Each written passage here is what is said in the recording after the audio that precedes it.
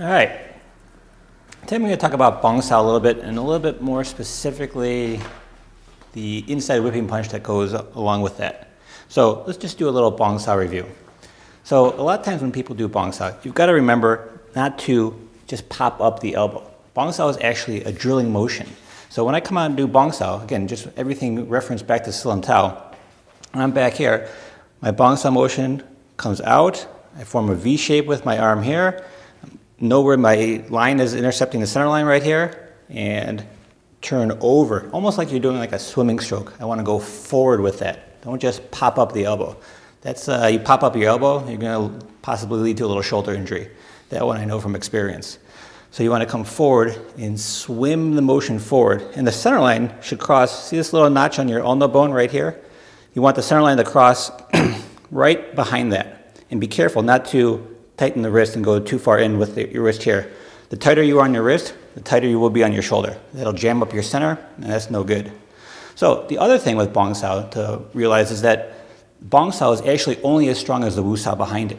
So when you do bong sao, and if you're going to be applying that motion, your wu sao, you don't want the wu sao to be in the center here. You actually want the wu sao to be in between the center line here and your arm, or what we call your subject line.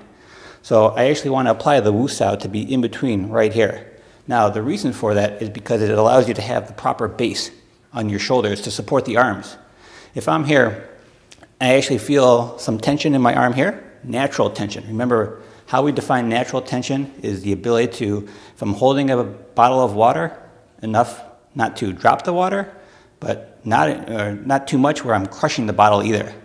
So I want to have some tension here. This is where chi sao comes in. You always experiment with the amount of tension you're using. But I also want to feel an equal amount of tension across my shoulders and holding my wu sao here. And there's another reason for that too. If I'm here, and let's say if I'm applying bong sao, and my bong sao were to fail, or Ed were to lap sao from that, and my wu sao is now in my center here, he's going to run right into my wu sao, and that's going to jam right up into me, and that's no good. But if I'm here, and if he were to lap and pull my bong sao down, now my wu sao is actually in a position where it can come in and cover the center, and then I can apply whatever blocking motion I need to after that. So just a couple tips and things to remember when you do bong sao. Now, the inside whip punch, you see a lot of people apply it different ways. But again, like everything we do in Wing Chun, the elbow needs to lead that motion. So when I'm here and I'm going to apply that inside whip punch, I don't want to just come in here and pull back with my hand and try to have my hand just try to move as fast as I can. When I'm here, I'm actually, again, replacing the power point with my right hand here, my wu sao hand, which will become my lap sao. And from here, I'm actually withdraw the motion, and as I withdraw the motion, my elbow comes down to create the whipping power of the punch. The power transfers from the elbow through the forearm into the hand to create the whip punch, just like if you have a whip, you know, Indiana Jones style whip. The power of the whip transfers from the base that is holding throughout the whip to the tail of the whip to create the power at the end of the motion to create the strike.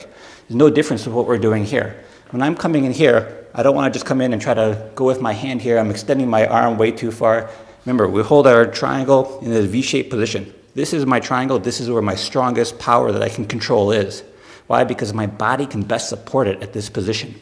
So when I come in here, I withdraw the hand a little bit, and then I drop the elbow to create the whipping, the rolling effect, whipping effect of the punch. So when I come in here, I want to touch, control his hand, my right hand to his right hand with my lap sao to his punch. I withdraw just enough to clear the motion. And then I drop the elbow to create the whipping power of the punch. Again, be careful not to extend out. If you extend out here, you'll end up pushing. And you never want to push into the person. You push into the person, you're going to be feeding them information of how to control your attack and then give them the ability to potentially block that attack. So, hope that helps. Good luck.